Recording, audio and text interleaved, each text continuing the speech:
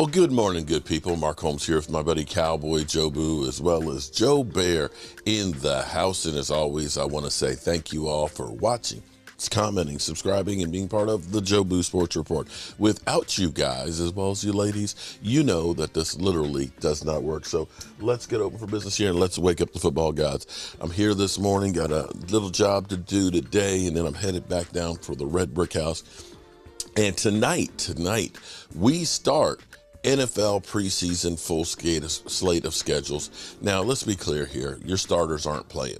You got guys that are questionable that you want to take a look. You want young guys. You want to get experience. You're not going to pay your starters. Very few teams will unless there's question marks about them. But that's okay because you're going to see the future players. The Texans play tonight, and I'm curious to see how Noah Brown, if he's playing tonight, or if he is considered a starter. I'm betting that he's playing tonight, so we'll definitely be keeping an eye on it. I'll be down on the Red Brick House. Now, the Dallas Cowboys have had a good camp so far, with the exception of Zach Martin. We'll get to Zach Martin in a few minutes. But the Cowboys have literally caught lightning in a bottle with Micah Parsons. Micah Parsons has an astonishing 17.3 pressure rate, which is higher than two teams. Yeah, he is that dude. The next closest person, I believe, is 14.5. And he is now a hybrid linebacker edge rusher. We have seen nothing like this before. See, here's the thing. When he talks about being a Hall of Famer, and he's got a long ways to go before we get there, one of the things that you look at or criteria is, did they change the game? Did they change the position? Because you look at this and now you're hearing how teams are saying they're going to use him like Micah Parsons, the hybrid linebacker and things. They're now looking, and you're seeing guys that will start developing to become that Micah Parsons hybrid. Speed, strength, tenacity, and everything else. The thing that is lost with a lot of people that get to the NFL is they think they get to the NFL, they've made it. I've worked all my life through Little League and high school and college. I'm an NFL player, so boom, here I am, take care of me. It doesn't work that way. That's what Johnny Manziel found out. He was great in college. Figured, all I got to do is say, show me the money. And he didn't put in the work. He literally did no film study. And this is why you have guys that, they're average, or they peter out, or they're bust. They don't put in the work. Micah Parsons does a whole lot of talking, but he backs it up. Like Odell, when he first went to Cleveland, said, we're going to be great. We're going to be like the New England Patriots. And then proceeded not to show up for OTAs. It's not how you become great. It's practice. It's working on your craft. It is never giving up. Now, these days, you're seeing the de-evolution of sports talk. They're trying to hold on to the market share. ESPN has been shedding people left and right. Now we've got Skip Bayless talking about maybe bringing in Michael Irvin, basically to try and bitch slap ESPN, I guess, or having the controversy there, which will help, of course, their ratings, because I don't know that people have missed Skip Bayless being on. He's got Richard Sherman, who famously basically cussed him out before.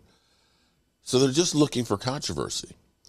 The evolution of sports, in the same way we have an evolution of now linebackers and edge rushers, is shows like The Pivot that aren't in your face about, an argument that looks like Jerry Springer.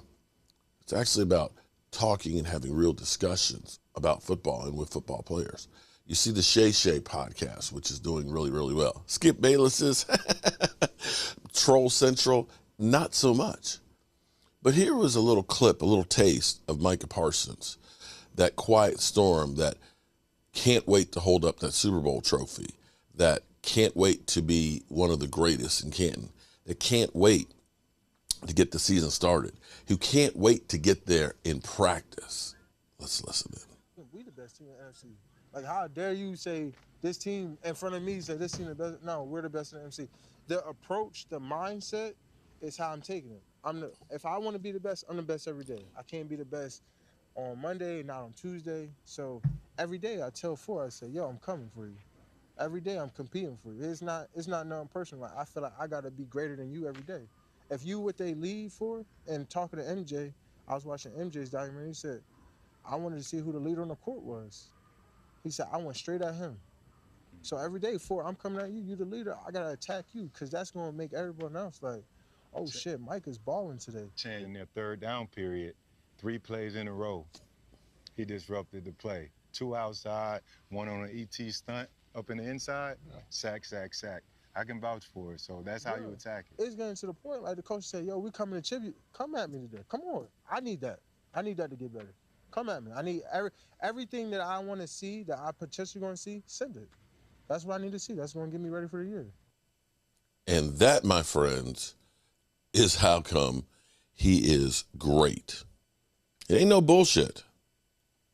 It is him going through, putting in the work to get the results. I want you to come at me. I want to work hard. I want to get better. And see, that's not always the case with everybody. A lot of people's like, man, I just want to get through practice, man. Take it easy on me. No, forget that. Forget that. We want you to come at us. We're going to go hard. So the offensive line knows, hey, we got to have our shit together. We're going to get yelled at by the coach, or we're going to get our quarterback killed. And everybody else in that defense says, hey, we can't dog it. Look what Micah Parsons doing. He's the number 9, on the top 100. He's about to get paid big time. He ain't taking any plays off. How can I take any time and plays off? And so that gets that team ready to go, because it's not going to be too often that the offensive line is going to face somebody as good as Micah Parsons. And if you practice against that guy full go, those other games are going to be easy. And I absolutely positively love it. I remember his father basically saying, when Micah Parsons tells you something, you better believe it. You better believe it. And I'm beginning to become a believer in him. I ain't crazy about him with his homeboy, and I get it. He's from Harrisburg with Shady McCoy. But see, that's the difference of a Micah Parsons versus some of the other players.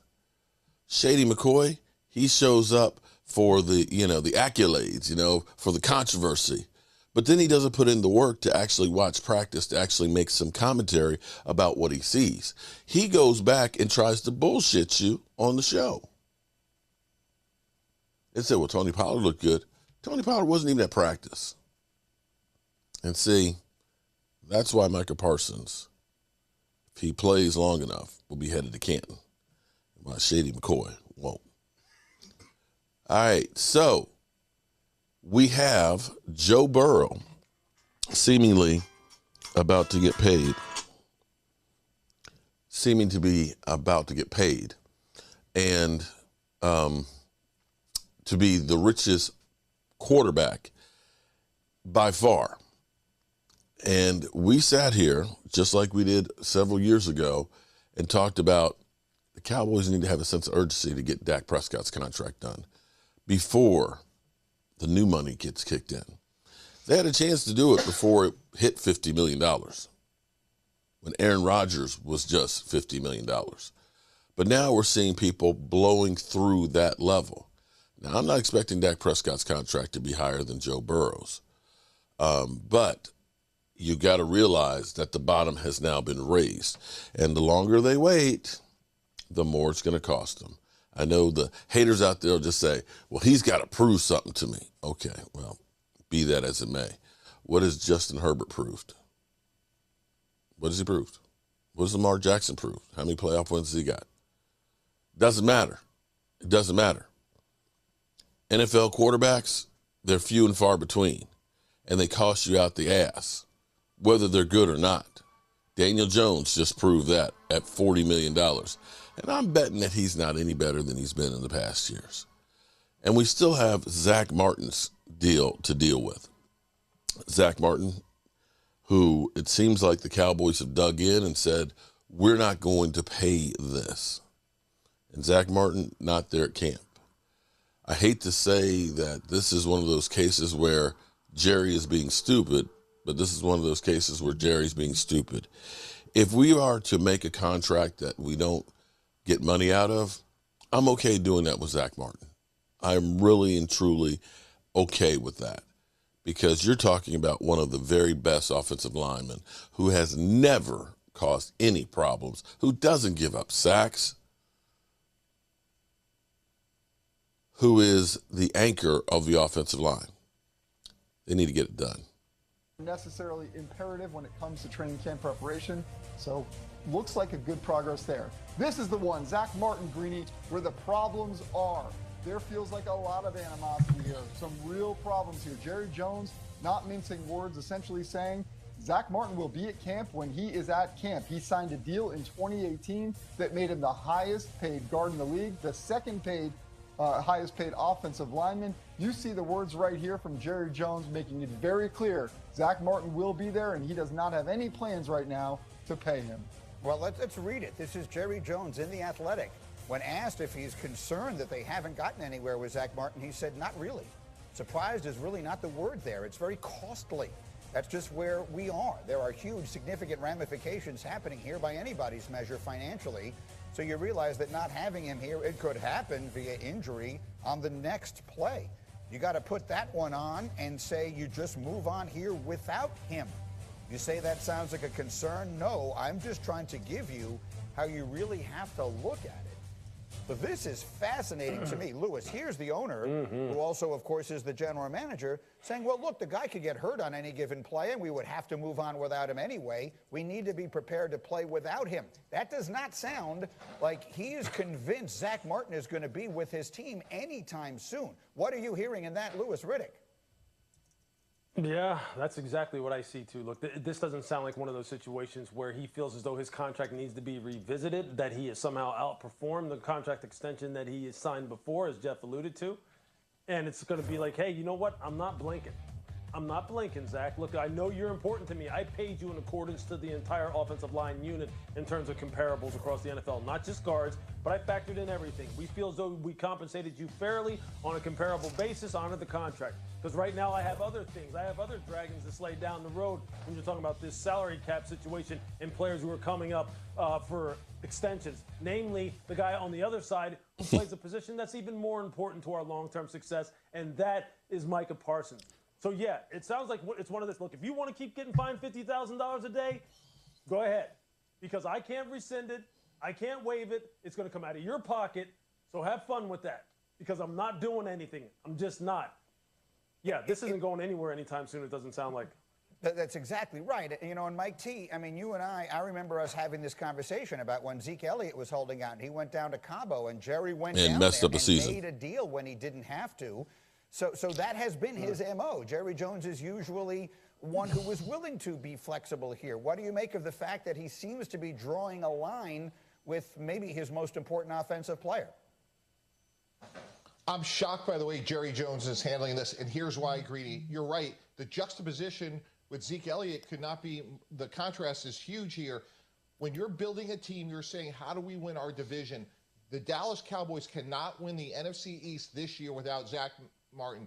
Period. End of story. Hard stop. When you think about Jalen Carter, Dexter Lawrence, Washington's defensive line, and Mike McCarthy came out and said, I'm firing Kellen Moore because I want to run the ball more, and you're going to try to do it without the best guard in football. That makes no sense to me whatsoever. I think Zach Martin has massive leverage, and Lewis is right. Under the rules, you can't rescind the fine, but if I'm Zach Martin's agent, I'm saying you're going to add that to my new signing bonus and go try to win a championship in a consequential year without the best guard in football. It's not going to happen. Go ahead, Lou. Yeah, I was just going to say this. Look, I understand what Mike is saying, especially when you go in your office and you have all these depth charts lined up. Let's just say you have some kind of magnetic board on your wall, and you have everyone in the division lined up, and you're sitting there going, you're looking right down the middle, and you're going, okay, we have to block Jalen Carter, we have to block Dexter Lawrence, we have to block Daron Payne, we have to block all these guys, and we're not going to do this without Zach Martin. But here's the issue, right? I mean, Mike, one of the exercises I used to always like to do was, how do you remove emotion from team building? How do you really prioritize when you're in one of these situations where you know that really on the football field you need the guy, but at the same time you only have so much money to go around, right? And you're trying to prioritize people. Guard although it has gained importance because of the fact that defensive tackles have become much more game wreckers, you know, guys like Aaron Donald and Chris Jones, guard on the hierarchy is down the list. Pass rusher like Micah Parsons is number 2 behind quarterback, and you really can't argue it. So right now, he's probably sitting there going, of course I love Zach Martin. Of course I know I need him. But if I can't do it, I can't do it. And sometimes you have to make this very objective and kind of try to remove some of the subjectivity, which is tough in this situation.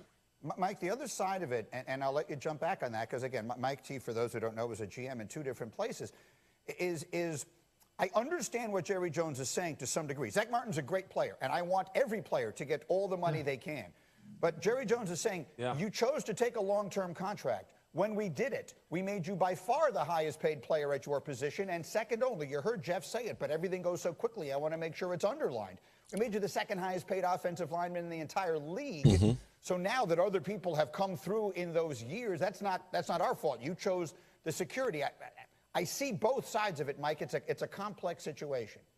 Yeah, it is, and you have to let both sides declare victory. And the way I would do that is to say, okay, we're going to add a couple of years to your contract. We're not giving you a raise. We're going to give you an extension. Chris Lindstrom's at $20 million a year. Get this thing worked out there, but don't come back to us ever again. You're going to retire a Cowboy. We're going to do a 7-year extension. Ironically, much the way Tyron Smith did. On the other hand, Jerry Jones does have a problem, because if he tears up a contract with 2 years or more, then DeMarcus Lawrence or somebody else besides Micah Parsons may come in and say, hey, I want a deal too. So, but they're not going to have Zach Martin, obviously on the horizon. But I'm much more concerned about when a player has 2 years or more to go. When we had Darrelle Revis and all his holdouts, Greeny, that was always the biggest issue. Not the greatness of Darrelle Revis, but how early can we tear up the deal, and does that affect others in the locker room? We all saw Revis wind up in the Hall of Fame this weekend, so it worked out okay there. Let me stay in the division real quick. The Eagles, of course, are the defending champs in that NFC East, and they're looking to build upon a tight Super Bowl loss. All right, so there we go. We don't want to hear about the Eagles. We get enough of that from Philly 500. All right, good people, that's all we got for this morning. We've got preseason tonight. We got the Cowboys on Saturday. We got lots of work to do, and as always, I appreciate each and every one of you guys. And we're going to roll on out and get to work. Our coach here, that's all